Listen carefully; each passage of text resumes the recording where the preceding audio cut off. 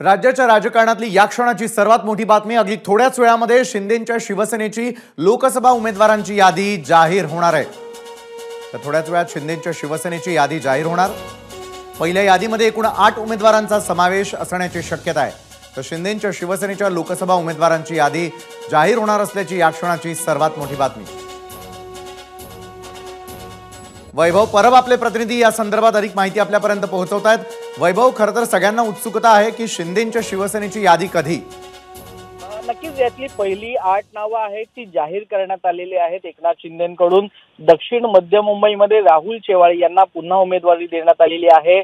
कोल्हापूर या लोकसभा मतदारसंघातून संजय मंडलिक हे तेच उमेदवार आहेत ज्यांच्याविषयी साशंकता निर्माण केली जात होती, परंतु त्यांना देखील एकनाथ शिंदेंनी विश्वास ठेवून पुन्हा एकदा संधी दिलेली आहे। शिर्डीतून सदाशिव लोखंडे यांचं नाव इकडे आलेलं आहे। ही शिर्डीची तीच जागा आहे ज्या जागेवर मनसेने देखील आपला दावा ठोकला होता, परंतु ही अखेरीस सदाशिव लोखंडे यांच्या नावाने ही उमेदवारी जाहीर झालेली आहे। बुलढाण्याची जागा प्रतापराव जाधव ज्यांच्या जागी नुकतंच थोड्या वेळापूर्वी आमदारांनी देखील संजय गायकवाड यांनी आपले उमेदवारी अर्ज आहेत ते दाखल केलेले आहेत। त्यामुळे आता आमदारांची मनधरणी करण्याचा प्रयत्न मुख्यमंत्री एकनाथ शिंदे यांना करावा लागणार आहे। हिंगोलीच्या जागेवर हेमंत पाटील यांना संधी देण्यात आलेली आहे। हेमंत पाटील यांच्या संदर्भातला वेगळा सूर आहे तो याआधी पाहायला मिळत होता, परंतु काल रात्री एकनाथ शिंदे यांनी या सगळ्या विद्यमान खासदारांवर विश्वास ठेवत पुन्हा त्यांना संधी देण्याचा निर्णय आहे तो घेण्यात आलेला आहे। हिंगोलीच्या जागेवर हेमंत पाटील यांच्याऐवजी दुसरा पर्याय शोधण्याचं काम सुरू होतं, परंतु हेमंत पाटलांना विश्वास ठेवून त्यांना संधी दिलेली आहे। मावळमध्ये श्रीरंग बारणे यांचं नाव आपल्याला पाहायला मिळत आहे। रामटेकची जागा आहे ती राजू पारवे या आधी कृपाल तुमाने हे विद्यमान खासदार होते, परंतु त्यांच्याऐवजी राजू पारवे जे काँग्रेसचे आमदार आहेत त्यांनी आपल्या आमदारकीचा राजीनामा दिलेला आहे आणि त्यानंतर ते थेट एकनाथ शिंदे यांच्या उपस्थितीत त्यांनी शिवसेनेत प्रवेश केला आणि थेट लोकसभेची उमेदवारी। कोल्हापुरामधून संजय मंडलिक यांना देखील उमेदवारी जाहीर करण्यात आलेली आहे। वैभव, मी आपल्याकडे पुन्हा एकदा येईल। खुद्द संजय मंडलिक आपल्या सोबत आहे। संजयची यादी जाहीर झाली आणि यादीमध्ये तुमच्या नावाचा समावेश। सुरुवातीला अभिनंदन, काय पहिली प्रतिक्रिया? Thank you sir. आणि शिवसेनेचे मुख्य नेते एकनाथ शिंदे साहेब, माननीय मुख्यमंत्री, महायुतीचे नेते देवेंद्र फडणवीस साहेब, त्याचबरोबर अजित पवार दादा, या महायुतीच्या सर्व नेत्यांनी माझ्यावर जो विश्वास दाखवला आणि त्याचबरोबर एका महत्वपूर्ण अशा लढतीसाठी मला संधी दिली त्याबद्दल महायुतीच्या सर्व नेत्यांचा आभार व्यक्त करतो। त्याचबरोबर मोदीजींच्या 400 पार या मोहिमेमध्ये मला उमेदवारी दिली याचा मला अभिमान आहे। निश्चितपणानं हा अभिमान कोल्हापूरकर आणि आम्ही सगळी मंडळी सार्थ ठरवू एवढा विश्वास मला आहे। मात्र संजयजी, आपल्या समोर असलेलं आव्हान देखील तितक्याच मोठ्या प्रमाणात आहे। मग कशा प्रकारे तयारी करणार, कसा आव्हानाला सामोरं जाणार संजयजी? कोल्हापूर जिल्ह्यामध्ये युतीची शक्ती ताकद फार मोठी आहे। कोल्हापूर जिल्ह्यामध्ये पालकमंत्री युतीचे आहेत, कोल्हापूर जिल्ह्यामध्ये राज्यसभेचे खासदार युतीचे आहेत, शिवसेना राज्यसभे चंदगडचे आणि भद्र राधानगरचे आमदार आहेत आणि फार मोठी शक्ती शिवसेना, राष्ट्रवादी आणि भारतीय जनता पक्षाची आहे। या सगळ्यांच्या ताकदीवर कुठलंही मोठं आव्हान आम्ही परतुरलो। धन्यवाद संजयजी, आपण एबीपी माझा बरोबर बोललात त्यासाठी। तर या क्षणाची सर्वात मोठी बातमी ती म्हणजे यादी जाहीर झालेली आहे आणि यादीमध्ये ज्यांचा समावेश आहे ते सगळे आपल्याबरोबर हळूहळू जोडले जात आहेत। यावेळेला मावळमधून श्रीरंग बारणेंना पुन्हा एकदा संधी मिळालेली आहे। श्रीरंगजी, सार्थ ठरलेला आहे का विश्वास आतापर्यंत ठेवलेला? नाही, निश्चितपणे मी खरं तर महायुतीच्या सर्व नेत्यांचे, माननीय पंतप्रधानजी, माननीय राज्याचे मुख्यमंत्री सन्माननीय शिंदे साहेब, उपमुख्यमंत्री देवेंद्रजी, अजितदादा यांचं मनस्वी आभार व्यक्त करेन। तर महायुतीच्या माध्यमातून मावळच्या लोकसभा मतदारसंघामध्ये तिसऱ्यांदा मला लोकांची, नागरिकांची आणि मतदारांची सेवा करण्याची संधी मिळते। मी गेले 10 वर्ष कार्यरत होतो या मतदारसंघामध्ये आणि पुन्हा एकदा मला संधी मिळाली त्याबद्दल सर्वांचे मनस्वी आभार। नक्कीच, काय तयारी करणार आहात येत्या काळातील आव्हानांना सामोरं जाण्यासाठी? निश्चितपणे मी 10 वर्ष जनमानसामध्ये राहून अनेक केंद्र आणि राज्य सरकारच्या योजना पोहोचवलेल्या आहेत आणि आव्हान कसं नाही, कामाच्या रूपानं लोकांपर्यंत पोहोचलेलो आहे आम्ही। आणि नक्कीच जनसंपर्क आणि कामाच्याद्वारे आगामी कालावधीमध्ये मावळ लोकसभा मतदारसंघातून तिसऱ्यांदा लोकसभेमध्ये मी जाईल। नक्कीच धन्यवाद श्रीरंग बारणेजी. आपण एबीपी माझाबरोबर बोललात त्यासाठी. तर शिंदेंच्या शिवसेनेच्या उमेदवारांची यादी जाहीर झालेली आहे आणि त्यामध्ये कुणाकुणाच्या नावाचा समावेश आहे त्यावर एक नजर टाकूयात. मुंबई दक्षिण मध्यमधून राहुल शेवाळे, कोल्हापूरमधून संजय मंडलिक, शिर्डीमधून सदाशिव लोखंडे, बुलढाण्यामधून प्रतापराव जाधव, हिंगोली हेमंत पाटील, मावळ श्रीरंग बारणे, रामटेकमधून राजू पारवे, हातकणंगलेमधून धैर्यशील माने. तर एकंदरीतच आज जाहीर झालेल्या यादीमध्ये पुन्हा एकदा संधी मिळाल्याचा अनेकांना आनंद व्यक्त करताना आपल्याला पाहायला मिळत आहे. तर पहिल्या यादीमध्ये एकूण 8 जागांची त्या ठिकाणी समावेश, 8 पैकी 7 जागांवर पुन्हा एकदा विद्यमान खासदारांना त्या ठिकाणी संधी देण्याचा निर्णय शिंदे गटाकडून घेण्यात आलेला आहे. दक्षिण मध्य मुंबईमधून राहुल शेवाळे असतील, कोल्हापुरामधून संजय मंडलिक यांना उमेदवारी जाहीर करण्यात आलेली आहे. शिर्डीमधून लढतील सदाशिव लोखंडे.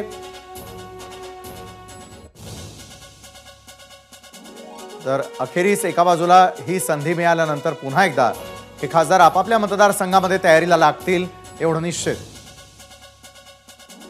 राजू पारवे यावेळेला आपल्यासोबत जोडले गेलेले आहेत. राजू पारवेजी, आज यादी जाहीर होणं आणि यादी जाहीर झाल्यानंतर अनेकांना संधी, अनेकांपैकी एकाला डावलणं, काय वाटतं पहिली यादी पाहिल्यानंतर?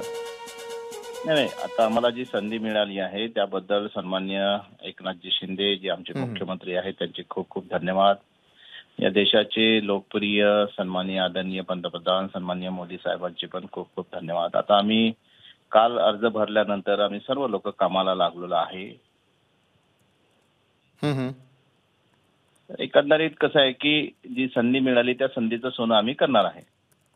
नक्कीच. मात्र येत्या काळातली आव्हानं देखील मोठी आहे, त्यासाठी काय तयारी केली आहे? मला असं वाटतं की यावेळेस अबकी बार मोदी सरकार जो नारा आहे त्याच्यामध्ये आम्ही सगळेच लोक आणि या लोकसभेतील आणि या महाराष्ट्रातील जनता सन्माननीय आदरणीय मोदी साहेबांसोबत आहे आणि लोक यावेळेस नक्कीच आमच्यासोबत राहतील. नक्कीच धन्यवाद. शिंदेंच्या शिवसेनेचे उमेदवार राजू पारवे यावेळेला आपल्यासोबत जोडले गेलेले होते आणि पुन्हा एकदा मिळालेली संधी अतिशय योग्य असल्याचं त्यांचं म्हणणं. धन्यवाद एबीपी माझाबरोबर आपण बोललात त्यासाठी. नाशिक, यवतमाळ, वाशिम, कल्याण, ठाण्याचं नाव मात्र अजूनही घोषित झालेलं नाहीये. ठाण्यावरनं आपण यापूर्वीच पाहिलेलं आहे की भाजपचा जोर आहे की ठाण्यातली जागा ही भाजपला मिळावी. मात्र आपला बालेकिल्ला असल्यामुळे शिंदे ती जागा सोडणार का? तर दुसरीकडे नाशिक, यवतमाळ, वाशिम आणि कल्याण, ठाण्याचं नाव अजूनही घोषित करण्यात आलेलं नाही आहे. शिवसेना शिंदे गटानं आपली यादी जाहीर केलेली आहे. पहिल्या यादीमध्ये एकूण 8 जागांचा समावेश आहे. शिंदेंच्या शिवसेनेचे उमेदवार कोण आहे त्यावरती आपण नजर टाकतोय. मुंबई दक्षिण मध्यमधून राहुल शेवाळे, कोल्हापूरमधून संजय मंडलिक, शिर्डीमधून सदाशिव लोखंडेंना संधी, तर बुलढाण्यामधून प्रतापराव जाधव, हिंगोलीमधून हेमंत पाटील, मावळमधून श्रीरंग बारणे. शिंदेंच्या शिवसेनेचे उमेदवार आपण यावेळेला आपल्या टेलिव्हिजन स्क्रीनवर पाहतोय. तर नाशिक, यवतमाळ, वाशिम, कल्याण, ठाण्याचं नाव अद्यापपर्यंत घोषित करण्यात आलेलं नाहीये. तर शिवसेना शिंदे गटाची पहिली यादी जाहीर झाल्यानंतर नाशिक, यवतमाळ, वाशिम, कल्याण, ठाण्याचं नाव अद्यापपर्यंत नाहीये. मात्र शिवसेना शिंदे गटाची लोकसभा उमेदवारांची यादी जाहीर करण्यात आलेली आहे. एकूण 8 लोकसभा जागांचा यामध्ये समावेश आहे. तर दक्षिण मध्य मुंबईमधून राहुल शेवाळे यांना उमेदवारी मिळालेली आहे. कोल्हापुरामधून संजय मंडलिक यांना उमेदवारी. शिंदेंच्या शिवसेनेचे उर्वरित उमेदवार कोण? तर हातकणंगलेमधून धैर्यशील माने आणि रामटेकमधून राजू पारवे. बुलढाण्यामधून प्रतापराव जाधव, हिंगोलीमधून हेमंत पाटील, मावळमध्ये श्रीरंग बारणे. तर एकंदरीतच शिंदेंच्या शिवसेनेचे उमेदवार जाहीर झालेले आहेत. एकूण 8 जागांचा या पहिल्या यादीमध्ये समावेश आहे. अजूनही काही अघोषित जागा आहेत, त्यामध्ये नाशिक, यवतमाळ, ठाणे यांचा देखील समावेश आहे. हा तिढा कसा सोडवला जातो याकडे लक्ष असेलच. शिंदेंच्या शिवसेनेची पहिली यादी आज जाहीर करण्यात आलेली आहे आणि पहिल्या यादीमध्ये एकूण 8 जागांची घोषणा करण्यात आलेली आहे। 8 पैकी एकूण 7 जागांवर विद्यमान खासदारांना पुन्हा एकदा उमेदवारी देण्यात आल्यामुळे निश्चितच यामध्ये आनंदाचं वातावरण असेल। दक्षिण मध्य मुंबईमधून अनिल देसाई विरुद्ध राहुल शेवाळे अशी लढत असेल। शिर्डीमध्ये ठाकरे गटाचे भाऊसाहेब वाकचौरे विरुद्ध, तर बुलढाण्यामधून नरेंद्र खेडेकर विरुद्ध शिंदे गटाचे प्रतापराव जाधव। दक्षिण मध्य मुंबईमधून अनिल देसाई विरुद्ध राहुल शेवाळे अशी लढत असेल। शिर्डीमध्ये ठाकरे गटाचे भाऊसाहेब वाकचौरे विरुद्ध शिंदेचे सदाशिव लोखंडे। बुलढाण्यामधून नरेंद्र खेडेकर विरुद्ध शिंदे गटाचे प्रतापराव जाधव। एकंदरीतच कशा प्रकारच्या या मोठ्या लढती असतील त्यावर आपण नजर टाकतोय।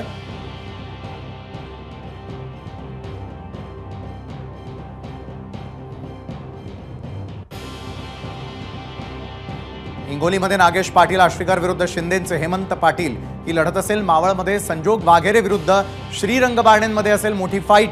हिंगोली नागेश पाटील आष्टीकर विरुद्ध शिंदेचे हेमंत पाटील लढताना पाहायला मिळतील।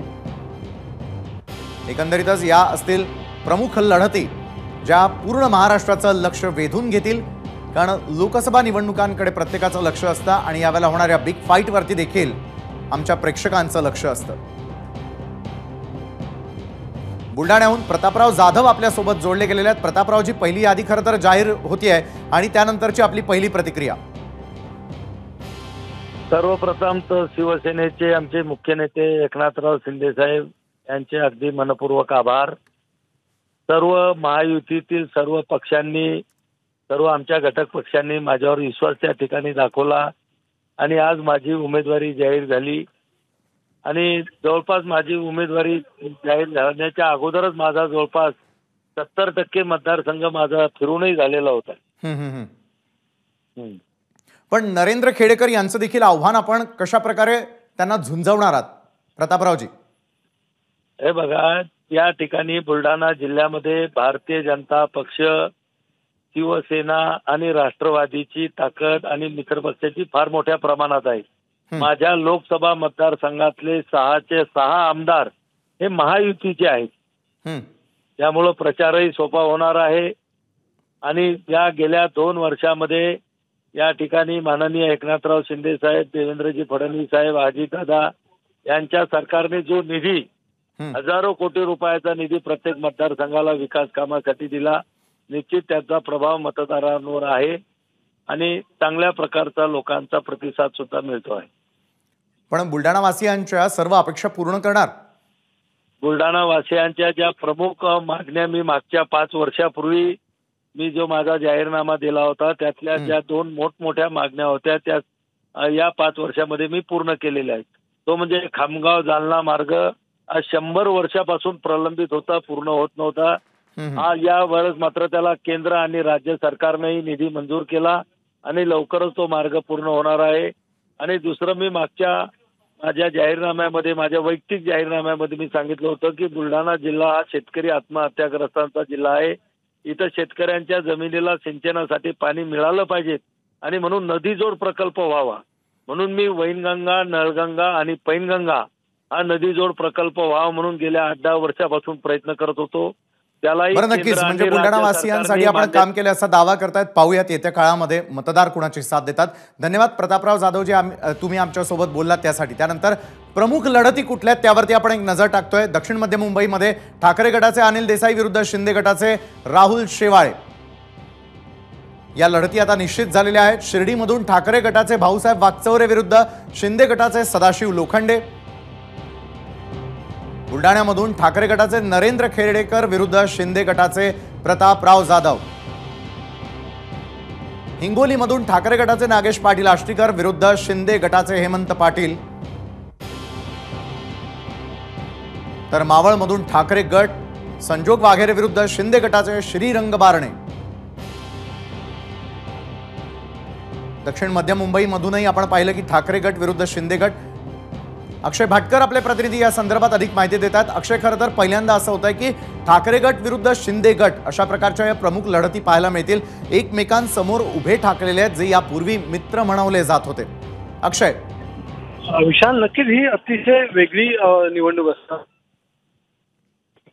खूप वेगळ्या लढ्याला मुख्यतः विरुद्ध शिवसेना गेल्या अनेक वर्ष होते ते घडणार आहे आणि एकमेकांच्या समोर मुंबई दुसरीकडे शिर्डीमध्ये देखील अशाच प्रकारे भाऊसाहेब वागचौरे विरुद्ध सदाशिव लोकल नेते विद्यमान खासदार आहेत आणि जे शिंदे गटात आलेले आहेत त्यांना पुन्हा एकदा संधी दिलेली आहे. प्रतापराव जाधव यांना संधी दिलेली आहे. हेमंत पाटील यांना देखील संधी दिलेली आहे. मात्र या सगळ्या ज्या निवडणुका आहेत त्याच्यामध्ये आता नेमका मतदार हा कोणाला वोट करणार आहे, कारण की ज्यावेळी शिवसेनेचे 2 गट पडले त्यानंतर असा दावा केला गेला उद्धव ठाकरे यांच्याकडून की अजूनही कॅडर जी आहे किंवा लोकांची मतं जी आहे ती अजूनही आमच्याकडेच आहे. त्याच्यामुळे या निवडणुकीमध्ये जो मतदार राजा आहे तो एकनाथ शिंदे यांची कामं बघून त्यांचं सरकार बघून त्यांना उद्धव ठाकरे यांच्याकडे जाऊन जे पूर्वापार मतदार नाशिक आणि ठाणे या ज्या 2 वादग्रस्त जागा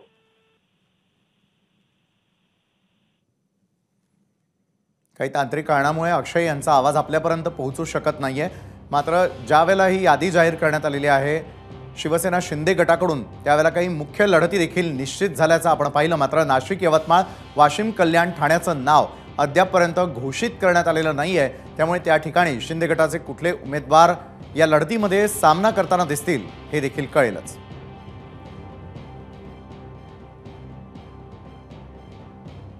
तर पहिल्या यादीमध्ये अद्यापपर्यंत नाव आलेलं नाहीये ते म्हणजे खासदार श्रीकांत शिंदे यांचं. त्यामुळे आता त्या ठिकाणी कुठल्या प्रकारचा निर्णय घेतला जातो याकडे देखील सगळ्यांचं लक्ष असेलच. मात्र पहिल्या यादीमध्ये या नावाचा समावेश अपेक्षित होता जो अद्यापपर्यंत झालेला नाहीये. तर पहिल्या यादीमध्ये कल्याणचे खासदार श्रीकांत शिंदे यांचं नाव अद्यापपर्यंत नाही आहे. काही मोठ्या लढतींवरती आपण नजर टाकूयात. कोल्हापूरमध्ये आता लढत आहे ती म्हणजे काँग्रेसचे शाहू महाराज छत्रपती विरुद्ध शिंदे गटाचे संजय मंडलिक. तर रामटेकमधून काँग्रेसच्या रश्मी बर्वे विरुद्ध शिंदे गटाचे राजू पारवे.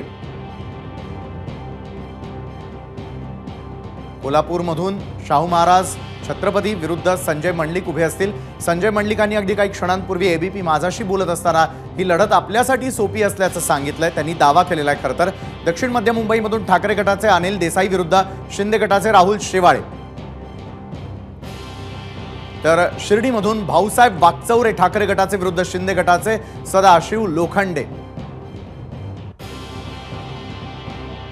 तर बुलढाण्यामधून ठाकरे गटाचे नरेंद्र खेडेकर विरुद्ध शिंदे गटाचे प्रतापराव जाधव. या लढती आता निश्चित झालेल्या आहेत. हिंगोलीमधून ठाकरे गटाचे नागेश पाटील आष्टीकर विरुद्ध शिंदे गटाचे हेमंत पाटील. तर मावळमधून ठाकरे गटाचे संजोग वाघेरे विरुद्ध श्रीरंग बारणे असा सामना रंगताना दिसेल.